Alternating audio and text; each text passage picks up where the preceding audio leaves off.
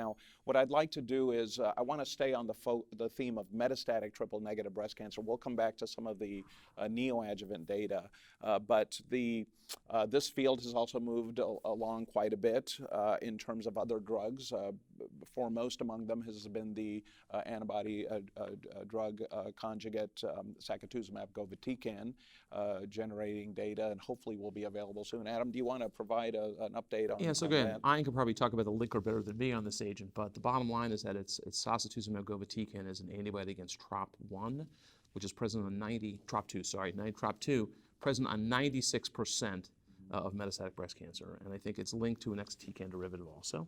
And again, we're talking third line metastatic triple negative disease. I mean, that's kind of, again, talking the third line, that's even probably worse than the third line in terms of prognosis than triple negative HER2 positive disease. And, you know, the median survivals are less than a year. The median PFS to most agents has been probably in the 2 to 3 month range, you know, and then we have this phase 1/2 trial, which is really expanded to a phase 2, I think of 110 patients, 120 patients, something like that, that Atidya Bardia presented and published last year, where basically the response rate was 34%.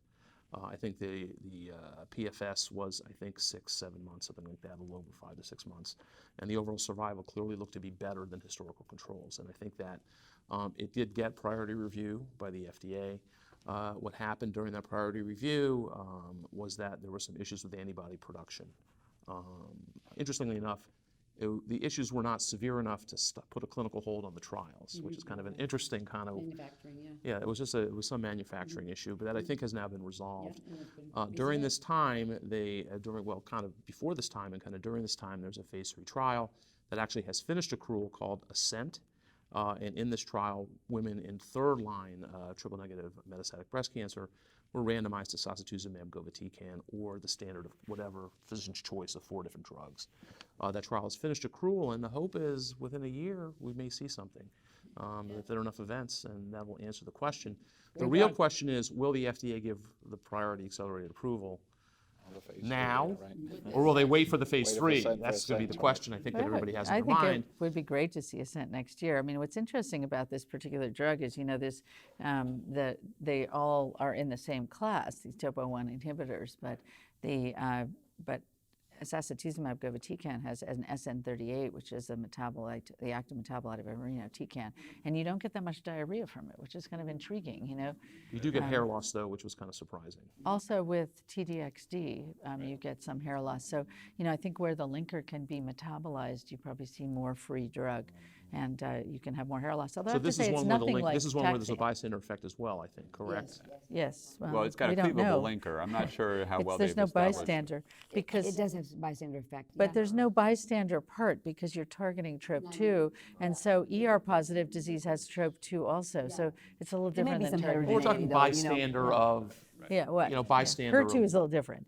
Let me also ask you all about another related area for triple negative, for advanced triple negative. And of course now the other drug in this area, at least for germline BRCA, but a lot of the triple negative case obviously is PARP inhibitors with olaparib. And one of the dilemmas that we face is first line therapy in someone who's a germline BRCA mutation carrier. So I'd like your thoughts on not a very common group, how you're approaching that. So the MEDIOLA trial is one that has put together phase 1/2, has put together for germline BRCA patients olaparib, you know, with durvalumab, you know, and it looks very safe. It's, you know, it's not randomized, so you really can't tell to what extent, you know, the checkpoint inhibitor has added. Plus the fact they're heavily, you know, they're pretreated patients. But we're going in that direction. We've got safety as a start. It makes biologic sense to combine the two because of the homologous recombination deficiency inherent in the BRCA1/2, so they may be more sensitive to checkpoint inhibitors.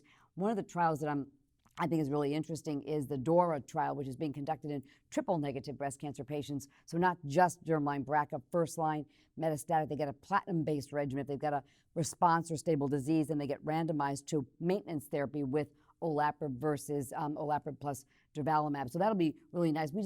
I think right now we don't have enough data to combine that first line, the PARP inhibitor with the checkpoint inhibitor. I think if a patient is germline BRCA and her cancer is PD-L1 positive, I will go where I know there's a survival advantage in a phase 3 trial. So I will go with the Impassion 130 data for her. Should she fatigue of the chemotherapy? It wouldn't be unreasonable to bring in a PARP inhibitor for at that point because we have some safety data, but we could also just sequence it, as well.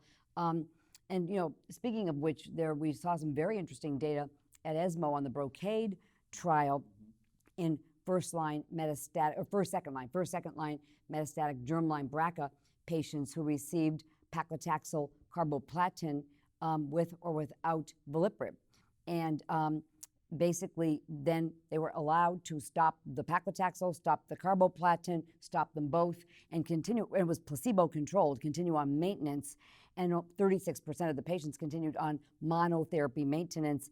And there was a really big improvement in progression-free survival in favor of a maintenance strategy, which we had not really heretofore. The curves actually in that BROCADE separated when you started the maintenance. Yes, right. yes, So yes. Right? They didn't separate until you started the maintenance. Okay, great. We should take the ovarian cancer approach, which I think we're just way behind compared to ovarian cancer. But there's another, there's the DORA study, and now Keylink 009 is opening, which is gem carbo pembro. Without PD-L1 requirement, and then randomizing to either continuing the triplet or dropping to pembro with olaparib as a sort of maintenance approach. And it's going to be fascinating because these people, we don't know. We're going to measure HRD and see if that makes a difference as well. But I have to ask a question, though, just about the backbone. I know it's kind of a not as exciting question as some of those we've asked about. But remember we did this randomized phase 2, tenacity, with carbotaxane, carbogem, and gem carbo, and the carbotaxane was the best of the three. It was significantly better in terms of PFS. So why are we still using gem carbo I think as the control issue arms is in trials? most of the patients, like if you Are BRCA associated? No, the issue is that a lot of patients relapse at 6 months or greater. In fact, the worst patients are, the patients with the worst outcome where our hands are just like, So you we just don't had know what to taxane, I do. get it. I Relapse understand in the that, first right. 6 months. So at 6 months, that's our guideline isn't quite right. It took, longer than we would have liked to enrolled in Impassion because of that. Right, that's a good point. But do you even need both? Do you need to do a doublet of chemotherapy? I know, it's a great question. Works It's a an lot excellent. better, Isn't I there a think. trial now with carbo alone as the control arm? My bias is that the combination works really well. I've had so many patients with triple negative disease, that's all they ever responded to.